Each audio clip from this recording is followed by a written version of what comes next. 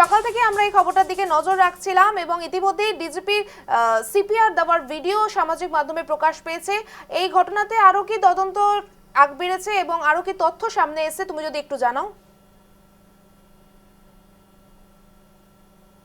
তোমাকে বলে দেই যে তাকে অচৈতন্য অবস্থায় বাড়ি থেকে নয়, তার অফিস থেকে অর্থাৎ পুলিশ হেডকোয়ার্টার থেকে নিয়ে যাওয়া হয়েছে জিবি হাসপাতালে।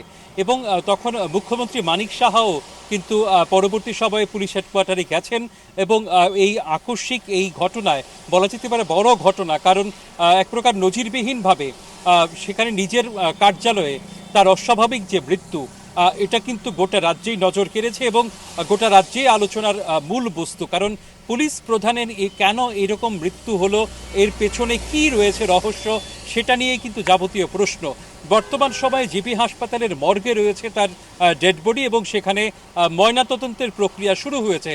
সেখানে পুলিশ প্রশাসন, সাধারণ প্রশাসন, এর সর্বোচ্চ আধিকারিক বিভিন্ন স্তরের তারা কিন্তু সেখানে উপস্থিত আছেন।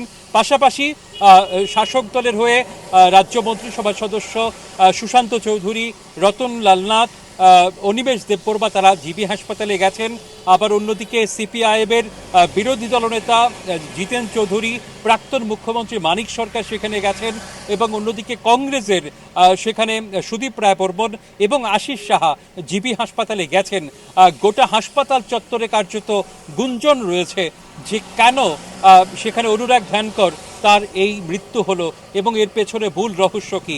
যতটা জানা গেছে অনুরাগ ধ্যানকরের সে সন্তান, একমাত্র সন্তান, তিনি বর্তমান সময়ে কানাডাতে থাকেন এবং তাদের পারিবারিক একটা ব্যাপার সেখানে আছে।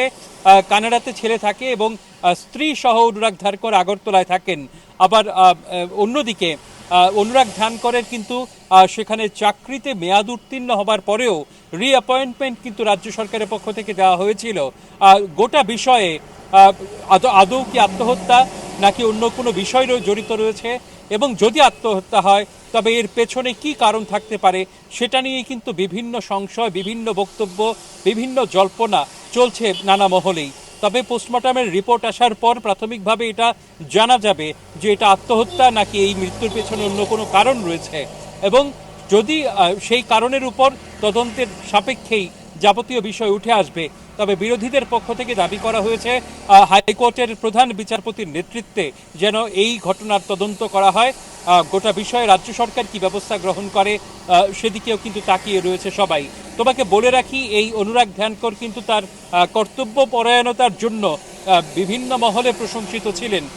ভারতবর্ষের সবচেয়ে অন্যতম গুরুত্বপূর্ণ একটা কেস, নীরব মোদির যে কেসটা, সেখানেও কিন্তু তদন্তকারী অফিসার হিসাবে সিবিআইয়ের পক্ষ থেকে তিনি কাজ করেছেন। ত্রিপুরাতেও বিভিন্ন সময়ে একেবারে স্বাভাবিক নিচু স্তর থেকে উপরের স্তর পর্যন্ত পুলিশের সবার সঙ্গেই তার সম্পর্ক ছিল খুবই ভালো, এবং সেই অবস্থায় এখনো পর্যন্ত কিন্তু সেই মৃত্যুর কারণ আদৌ উঠে আসেনি। দেখার বিষয় পুলিশি তদন্তে বা তদন্তকারী সংস্থার তদন্তে আসল ঘটনা কি বেরিয়ে আসে। শ্রেয়া। গোপাল, ডিজিপির স্ত্রীর কি বক্তব্য, তিনি কি মনে করছেন, তিনি কি অনুমান করছেন, তিনি কি কোথায় ছিলেন যখন এই ঘটনাটি ঘটেছে, তার প্রতিক্রিয়া কি? দেখো, যতটা জানা গেছে ডিজিপির স্ত্রী বাড়িতেই ছিলেন এবং মানে যেখানে তাদের কোয়ার্টার রয়েছে। এখনো পর্যন্ত ডিজিপির স্ত্রী এ ব্যাপারে কিছুই মুখ খোলেননি এবং তিনি কার্যত সেখানে একেবারে স্তব্ধ হয়ে গেছেন যে এই ঘটনার পেছনে আসল কি কারণ রয়েছে। তিনিও সংবাদ মাধ্যমের সঙ্গে সেইভাবে কথা বলেননি এখনো পর্যন্ত। তো স্বাভাবিক কারণেই তার কোনো প্রতিক্রিয়া পাওয়া যায়নি। যতটা জানা গেছে ডিজিপি সকালে অন্যান্য দিনের মতোই তার কোয়ার্টার থেকে পুলিশ হেডকোয়ার্টারে আসেন এবং সেখানে অফিসের কাজকর্মে যোগ দেওয়ার জন্য সেখানে নিজের অফিস কক্ষে ঢোকেন এবং তার শরীর দেহ সেখানে অচৈতন্য অবস্থায় পাওয়া গেছে। তার অফিস কক্ষ লাগোয়া সেখানে শৌচাগার রয়েছে, সেখান থেকেই এখনো পর্যন্ত এর বাইরে আর স্পষ্টভাবে অফিসিয়ালি কিছু জানা যায়নি যে তখন কি তিনি জীবিত ছিলেন নাকি তাকে মৃত অবস্থাতেই জিবি হাসপাতালে নিয়ে যাওয়া হয়েছে। তবে যারা প্রত্যক্ষদর্শী রয়েছেন তারা কিন্তু বলছেন জিবি হাসপাতালে নিয়ে যাওয়ার পরে তার ট্রিটমেন্টের চেষ্টা করা হয়েছে, কিন্তু সেই চেষ্টাতে তিনি সাড়া দেননি এবং শেষ পর্যন্ত তিনি মৃত্যুর কোলে ঢলে পড়েছেন। শ্রেয়া, ঠিক যেমনটা তুমি জানালে, এবার আমাদের সবারই নজর থাকবে এবার পোস্টমর্টম রিপোর্টের দিকে। সেখানেই জানা যাবে তার মৃত্যুটা স্বাভাবিক নাকি এই মৃত্যুর পেছনে আরো অনেক জলঘোলা রয়েছে। অবশ্যই এই খবরের দিকে নজর রাখবো। তবে আপাতত তোমায় ধন্যবাদ ভূপাল।